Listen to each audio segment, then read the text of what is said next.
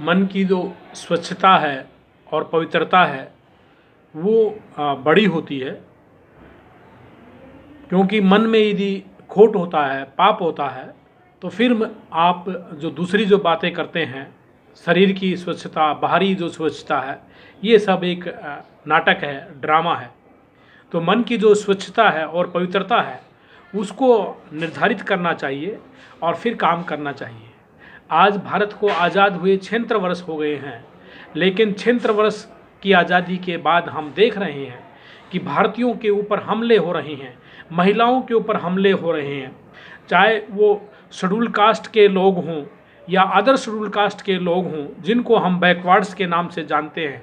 Backward schedule caste एक ही चचेरे भाई हैं, और जो मुस्लिम जो लोग हैं, दूसरे जो रिलीजियस ग्रुप्स हैं भारत के अंदर, सिख हों, जैन हो, बुद्धिस्ट हो, वे सभी लोग एक ही हैं। उनके ऊपर अटैक हो रहा है, और उनके ऊपर अटैक इसीलिए हो रहा है कि जो ब्राह्मणवाद है, जो मनुवाद है, उनके आगे नतमस्तक होने के लिए, उनके आगे सरेंडर करने के लिए उनके ऊपर अटैक हो रहा है। जो ये उनके ऊपर शारीरिक जो हमले हो रहे हैं और वाचिक जो हमले हो रहे हैं, गाली गलौज हो रहा है, जैसे कि अभी 2-3 दिन पहले भारत की संसद के अंदर देखने को आया, जो भारत की सबसे बड़ी जो पार्टी है, सबसे बड़ी रैली करने वाली पार्टी है बहुजन समाज पार्टी, उसके जो सांसद हैं, उसके ऊपर संसद के अंदर उसके ऊपर अटैक हुआ और उसको भद्दी भद्दी गालियां दी गई, जबकि पूरा देश और पूरी दुनिया देख रही थी कि भारत के अंदर ये लोकतंत्र का क्या भद्दा मजाक हो रहा है। तो ये सब क्यों हो रहे हैं? इन सब के पीछे जो हाथ है, यहाँ पर जो चंद चुटकी भर जो विदेशी आर्य जो लोग हैं उनका हाथ है। और ये हमले जो शारीरिक हमले हो रहे हैं बहुजनों के ऊपर, महिलाओं के ऊपर हमले हो रहे हैं, और यहाँ मुस्लिम लोगों के ऊपर हमले हो रहे हैं। उनकी जो धार्मिक स्थल उनको तोड़ दिया जाता है, महापुरुषों की मूर्तियों को तोड़ दिया जाता है, डॉक्टर अंबेडकर की मूर्ति को तोड़वा दिया जाता है, और जो यहाँ पर मस्जिदों को तोड़वा दिया जाता है, उन पर अटैक हो रहा है। ये सब क्यों हो रहा है?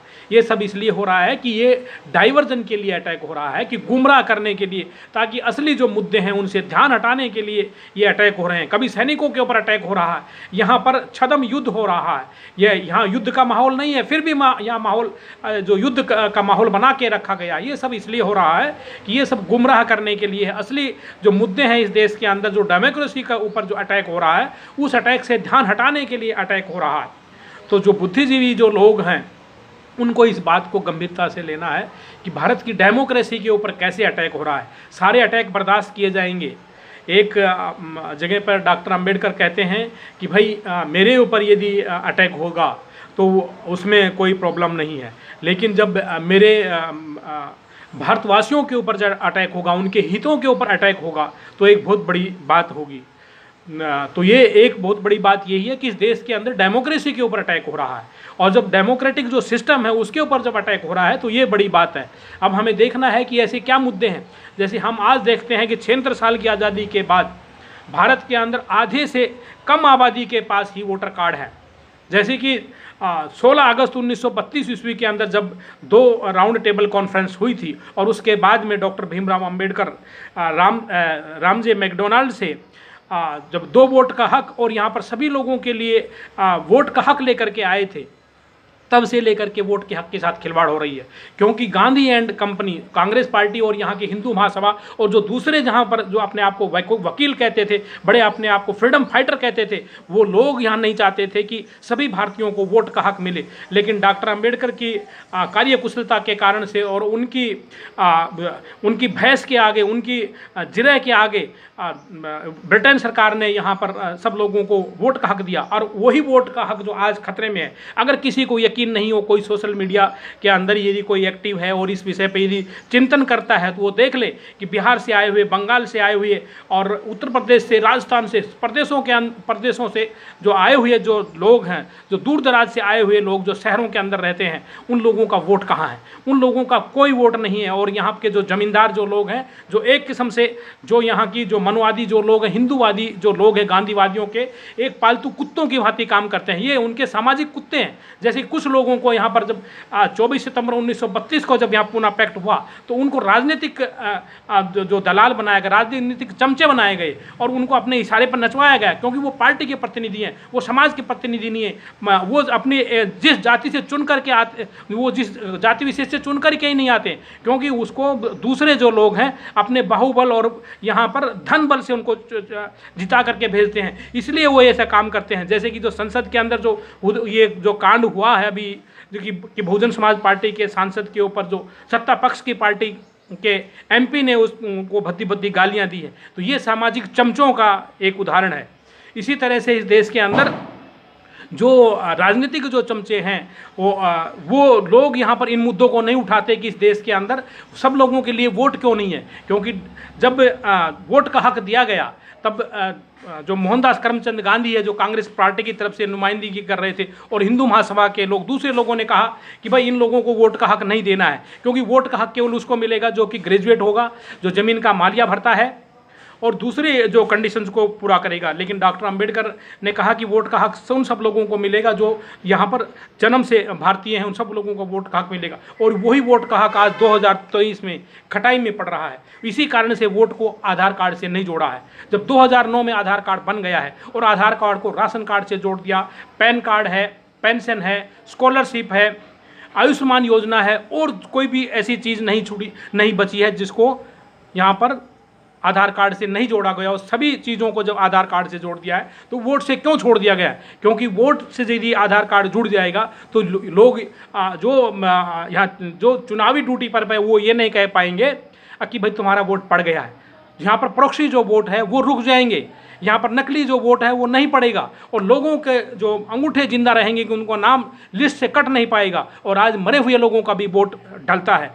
आज हर लिस्ट के अंदर जाकर के देखो, हर बूथ पे जाकर के देखो कि वहाँ पर 30-40% लोग वोटर लिस्ट से बाहर होते हैं। तो ये गंदगी का जो खेल है, ये जो है जो मानसिक गंदगी है, मानसिक स्वच्छता होना जरूरी है, मानसिक पवित्रता होनी जरूरी है, और इसके लिए वोट को आधार कार्ड से जोड़ना जरूरी है। जब टेक्नोलॉजी इतनी एडवांस हो गई है, हर चीज़ हो गई है, तो आपकी जो लिस्ट है वो क्यों नहीं अपडेट होती है? आपकी लिस्ट के अंदर मरे हुए लोग भी आज स्थान पाते हैं, आज प्रोक्सी वोटिंग होती है, आज धांधलेबाजी होती है वोटों के अंदर। ये क्यों हो रहा है? तो इसके लिए जो सबसे बड़ा जो अटैक है डेमोक्रेसी के ऊपर, ये सबसे बड़ा अटैक है।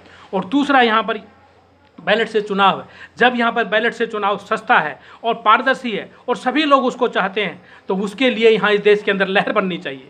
आज इस देश के अंदर मनुवादियों की जो दूसरी पार्टी बैकवर्ड क्लास के मुद्दे को उठा रही है कि यहाँ इस देश के अंदर कास्ट सेंसस हो, लेकिन वो बैलेट के मुद्दे पर चुप है। क्यों? क्योंकि वो भी इसके बेनिफिशरी रहे हैं, वो भी ईवीएम से जो वोटों की जो चोरी के बेनिफिशरी रहे हैं, इसलिए वो नहीं बोलते। यहाँ पर बहुजन समाज पार्टी के जो सांसद दानिश अली यहाँ पर ईवीएम के खिलाफ यहाँ पर धाड़ते थे, और सतीश मिश्रा जी भी यहाँ पर ईवीएम के खिलाफ धाड़ते थे, और ये इतना धाड़ते थे कि दूसरे इन लोगों की पेंट गिली हो जाती थी। इसलिए इन लोगों ने इनको इस तरह का उसका बदला लिया है। आज भारत के अंदर भी बैलेट आने की ज़रूरत है। जब यहाँ इस देश के अंदर सब चीज़ें हो गई हैं, और जो सत्ता पक्ष की जो पार्टी है उसने इतने बड़े बड़े काम कर दिए हैं कि इन्होंने राम टेम्पल को बना दिया है, यहाँ पर धारा 370 को ख़त्म कर दिया है, और यहाँ पर ट्रिपल तलाक ले गए हैं, और चंद्रयान को भी ये ले आए हैं, सूर्ययान भी आ गया है, महिलाओं के बिल भी पास हो गए हैं, और बहुजन बस्तियों में जय भीम भी ये लोग बनने लगे हैं, और अंबेडकर की फ़ोटो लगाने लगे। फिर भी ये बैलेट से क्यों डरते हैं? बैलेट से डरने का क्या कारण है? क्या आप धांधलेबाजी से के बगैर जीत नहीं सकते हैं? आप लोगों को बैलेट के लिए आप अभी जो वकालत करनी चाहिए, क्योंकि इस देश के अंदर डेमोक्रेसी जो वो वाइब्रेंट होगी, इस देश की डेमोक्रेसी एकदम से जिंदा हो जाएगी। और जो चारों तरफ अफरा तफरी का जो माहौल है, जो अव्यवस्था और कुशासन का जो माहौल है, चाहे आपका मंत्रालय हो, चाहे आपका सेक्रेटरीट हो, चाहे आपका डायरेक्टरेट हो, चाहे यहाँ का डीसी ऑफिस हो, चारों तरफ यहाँ पर रिश्वत का बोलबाला है।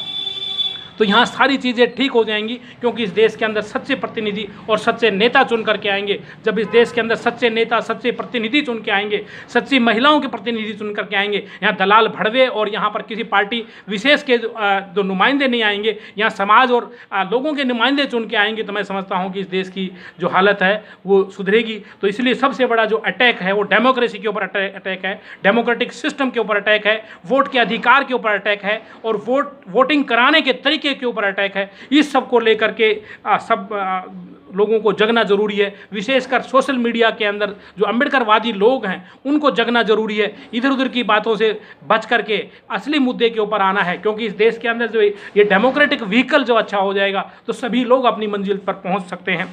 इसके साथ मैं सब लोगों का साधुवाद करता हूं। सबको जय भीम, जय भारत, नमो बुद्धाय, खुदा हाफिज़। मैं डॉक्टर R.K. बोध, सोशल एक्टिविस्ट, दिल्ली।